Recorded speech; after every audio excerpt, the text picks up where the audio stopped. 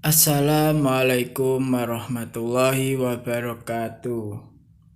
Berjumpa lagi dengan Ustadz Taufik dalam pelajaran PPKN kelas 7. Pertemuan kali ini Ustadz akan menjelaskan lanjutan dari bab 5 kerjasama dalam berbagai bidang kehidupan, poin B. Arti penting kerjasama dalam kehidupan masyarakat. Silakan kalian simak baik-baik.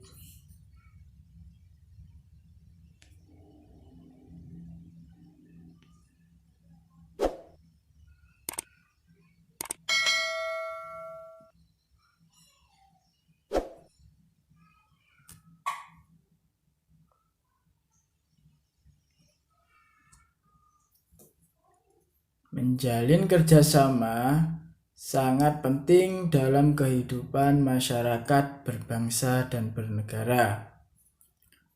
Dalam menjalin kerjasama, kita harus mengutamakan kepentingan bersama agar tidak terjadi perselisihan. Kerjasama adalah melakukan suatu pekerjaan secara bersama-sama oleh dua orang atau lebih untuk mencapai tujuan bersama. Nah, ini yang dinamakan kerjasama.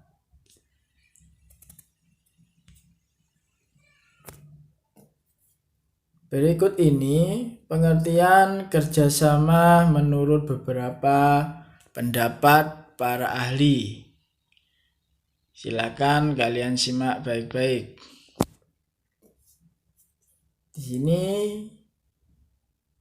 yang pertama menurut Baron dan Baini, di mana kerjasama cooperation adalah suatu usaha atau bekerja untuk mencapai suatu hasil. Kemudian menurut pendapat Suekanto, kerjasama dimaksudkan sebagai usaha bersama-sama antara orang perorangan atau kelompok manusia untuk mencapai beberapa tujuan bersama.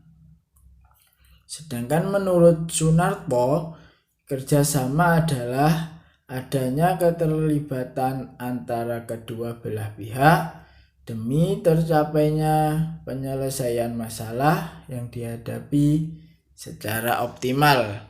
Nah, ini adalah beberapa pendapat dari para ahli mengenai arti dari kerjasama ya kakak-kakak.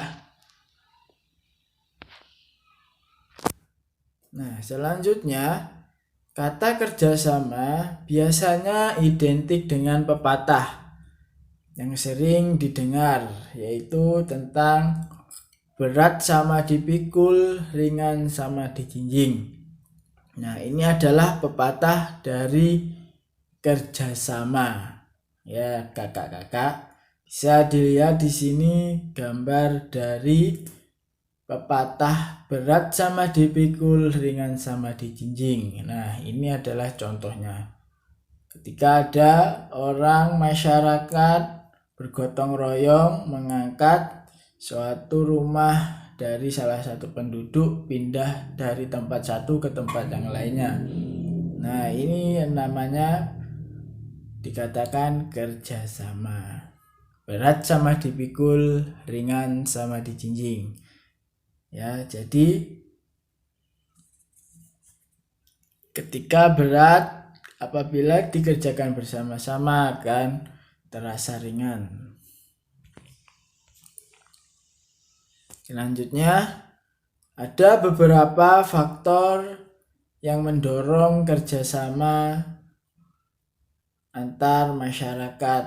Nah, sebagai berikut. Beberapa faktor yang mendorong kerjasama sebagai berikut. Yang pertama, menghadapi tantangan bersama. Yang kedua, menghadapi pekerjaan yang memerlukan tenaga massal. Yang ketiga, melaksanakan upacara keagamaan. Yang keempat, menghadapi musuh bersama. Yang terakhir, memperoleh keuntungan ekonomi. Nah, kelima ini adalah beberapa faktor yang mendorong kerjasama ya kakak-kakak. Bisa kalian pahami. Selanjutnya, manfaat kerjasama dalam berbagai bidang kehidupan, diantaranya meringankan beban pekerjaan yang harus ditanggung. Yang B, menumbuhkan sikap sukarela, tolong-menolong, dan kebersamaan. Yang C, menjalin dan membina hubungan sosial yang baik antar warga masyarakat. Yang terakhir, meningkatkan rasa persatuan dan kesatuan nasional.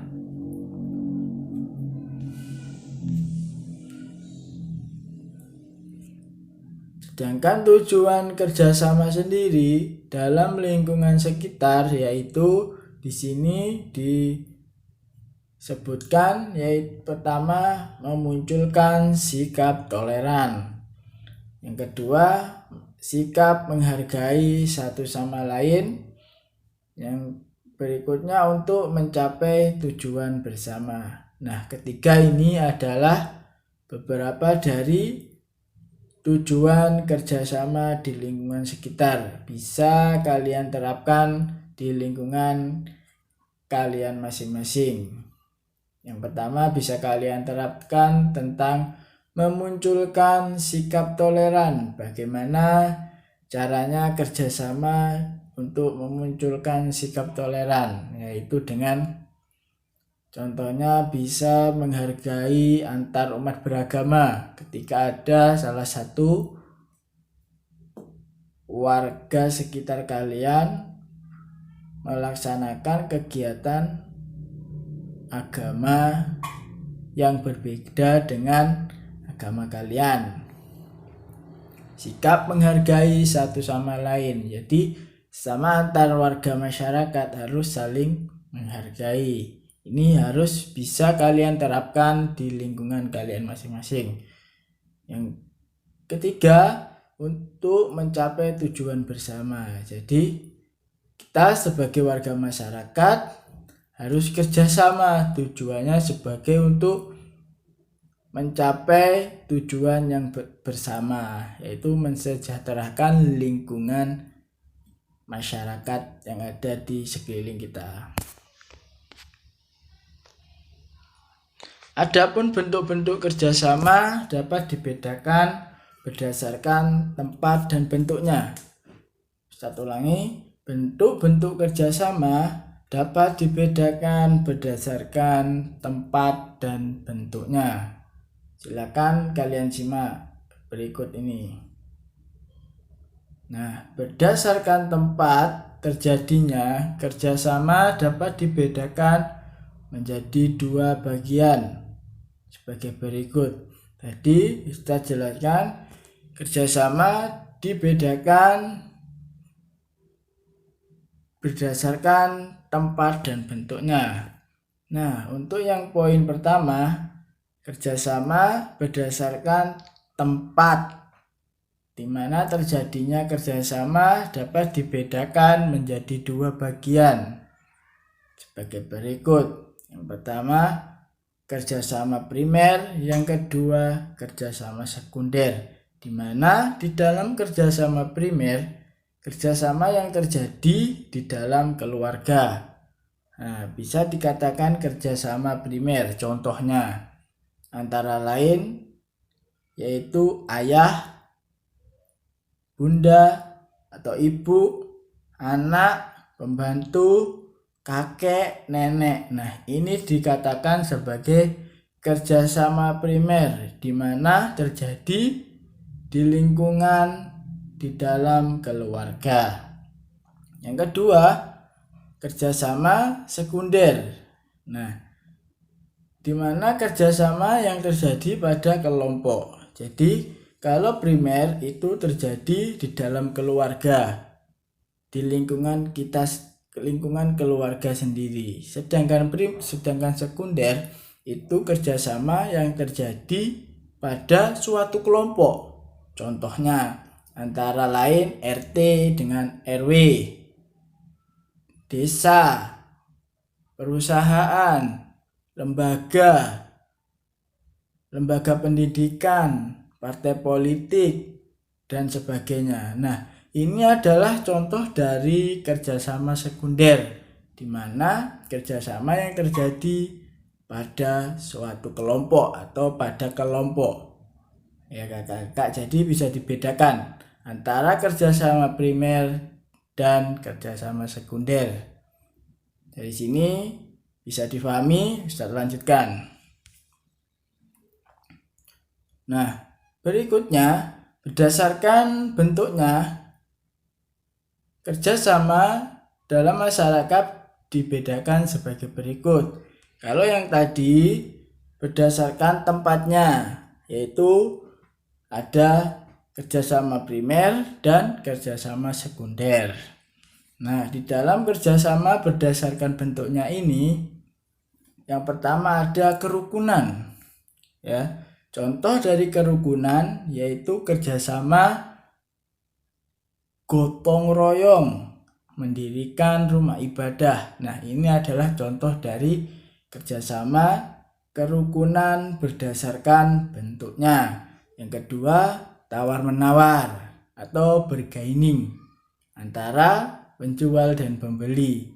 Jadi di sini terjadi kerjasama antara penjual dan pembeli. Kerjasamanya seperti apa? Yaitu saling menguntungkan. Pembeli dapat harga murah dan penjual dapat hasil sesuai penjualannya. Nah, ini namanya dikatakan kerjasama dalam menurut bentuknya ya. Selanjutnya, arti penting kerjasama dalam kehidupan sehari-hari. Ini perlu kakak-kakak perhatikan. Arti pentingnya kerjasama dalam kehidupan sehari-hari. Bisa kakak-kakak terapkan sebagai warga masyarakat Indonesia khususnya.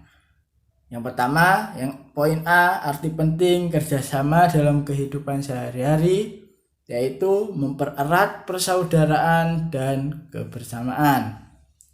Kemudian mendorong timbulnya gotong royong, menjadikan pekerjaan yang berat menjadi ringan, meningkatkan efektivitas dan efisiensi dalam bekerja. Nah, keempat ini adalah arti penting dari kerjasama. Maksudnya artinya kerjasama, maksudnya arti penting dari tujuan kerjasama yaitu mempererat persaudaraan dan kebersamaan, mendorong timbulnya gotong royong, menjadikan pekerjaan yang berat menjadi ringan, meningkatkan efektivitas dan efisiensi dalam bekerja. Nah, dari sini semoga kalian bisa memahami di poin B dalam arti penting kerjasama dalam kehidupan masyarakat. Nah, kalau gitu Ustadz akhiri. Semoga bermanfaat. Wassalamualaikum warahmatullahi wabarakatuh.